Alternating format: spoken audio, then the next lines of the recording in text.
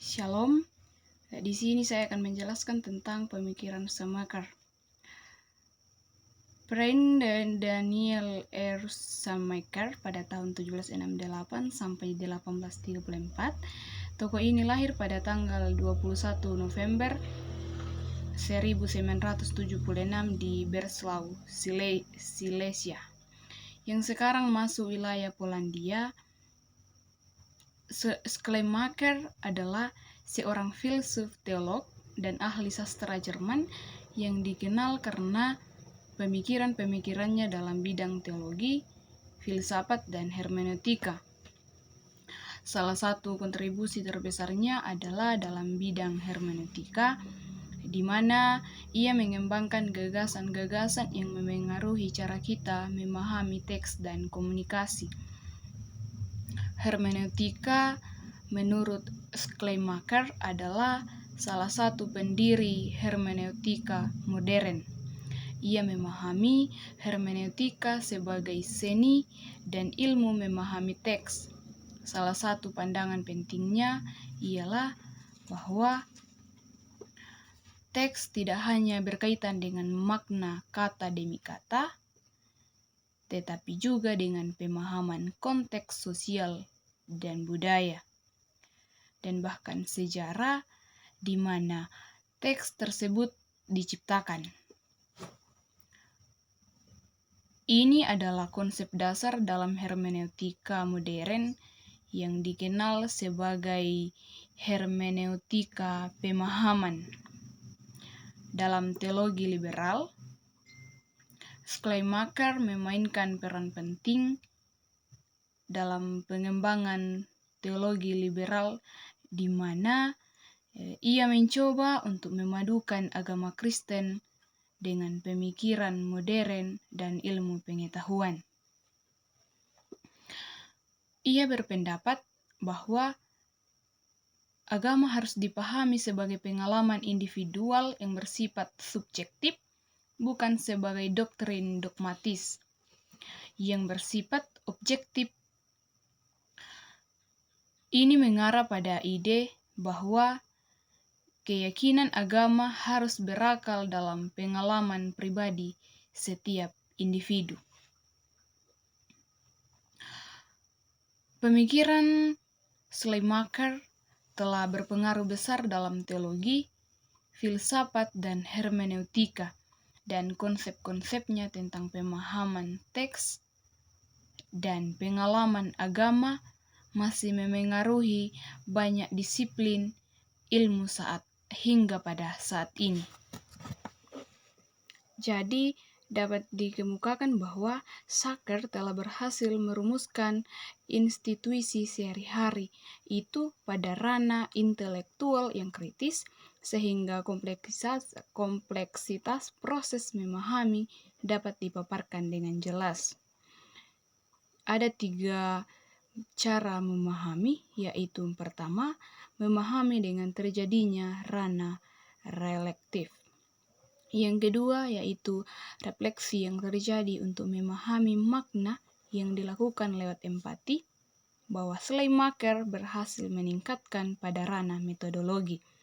Yang ketiga, yaitu memahami adalah kemampuan untuk mengintegrasikan sebuah makna khusus yang ke dalam konteks yang lebih luas.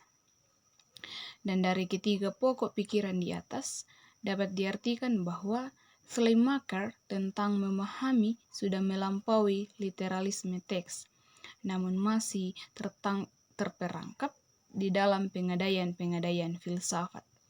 Memahami ialah sebuah proses epistemologis dalam menghadirkan kembali makna asli teks ke dalam kesadaran.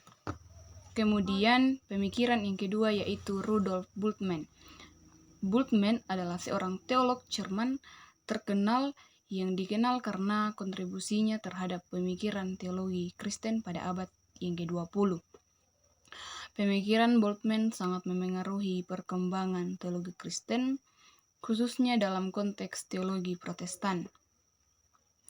Berikut beberapa aspek utama dari pemikiran Bultmann, yaitu teologi Protestan, Lutheran Rudolf Kurt Bultmann pada tahun 1884 sampai 1976 menerapkan hermeneutik faktisitas itu dalam eksegesis kitab suci, khususnya Perjanjian Baru. Bultmann menemukan tilikan-tilikan eksistensial Heidegger tentang kondisi manusia, seperti keterbatasan, kecemasan, dan keputusan sebagai hal-hal yang sangat penting untuk memahami kitab suci. Bultmann memang dikenal sebagai seorang teolog Protestan yang kerap juga dikategorikan ke dalam teolog liberal, namun pemikirannya melampaui disiplin teologi. Kemudian demitologisasi. Salah satu konsep paling terkenal yang dikembangkan oleh Bultmann ialah demitologisasi atau demitologisation. Ia berpendapat bahwa banyak elemen mitologis dalam Perjanjian Baru, seperti mujizat-mujizat Yesus dan juga pandangan kosmologi pada masa itu, harus dipahami ulang atau dibersihkan dari unsur mitologisnya agar pesan esensial dan teologisnya dapat dipahami oleh manusia modern. Bultmann berpendapat bahwa pesan Kristen harus dibawa ke dalam bahasa dan konteks pemikiran yang sesuai dengan pemahaman modern, sehingga relevan dan dapat diterima oleh orang-orang pada masanya. Kemudian, keberagaman sumber. Bultmann mendukung pandangan bahwa banyak karya dalam Perjanjian Baru mungkin tidak langsung terkait dengan penulisan Yesus atau pengikut langsungnya, tetapi mungkin hasil dari tradisi lisan dan tulisan yang lebih kompleks. Ia mengakui keragaman sumber-sumber ini dan berusaha untuk mencari inti pesan teologis yang mendasarinya. Yang kemudian pemahaman imanen. Bultmann mengedepankan pemahaman iman sebagai pengalaman iman yang pribadi dan subjektif.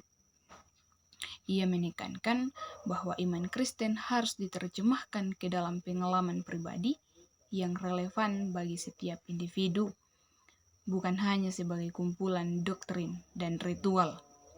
Hal ini berhubungan dengan gagasan eksistensialisme dalam pemikiran Bultmann, di mana ia memahami bahwa iman adalah pengalaman yang membangun eksistensi individu.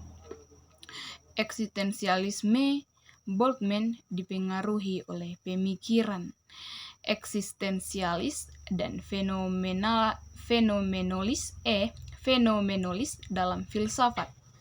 Ia menekankan pentingnya pengalaman individu dalam pemahaman iman dan teologi. Ia berpendapat bahwa teologi Kristen harus menghadapi pertanyaan-pertanyaan eksistensial manusia seperti makna hidup, kebebasan, dan tanggung jawab, serta menghubungkannya dengan pesan Kristen. Jadi, dapat disimpulkan bahwa Bultmann tidak menerangkan mengenai konsep praktik seperti yang dipikirkan oleh Heidegger. Memahami sebagai demitologisasi merupakan sebuah konsep epistemologis sebagaimana dimiliki oleh Schleiermacher dan Dilthey. Hal itu berarti bahwa Bultmann juga mengangkat aktivitas memahami sebagai sebuah proses ilmiah yang sangat menuntut kompetensi, sebagaimana hal itu juga terjadi pada ilmu-ilmu sosial dan kemanusiaan. Namun, Bultmann tidak meninggalkan konsep praktik Heidegger tentang memahami, karena sasaran demitologisasi adalah memahami makna eksistensial teks. Jadi demikianlah penjelasan kedua tokoh dari saya. Terima kasih.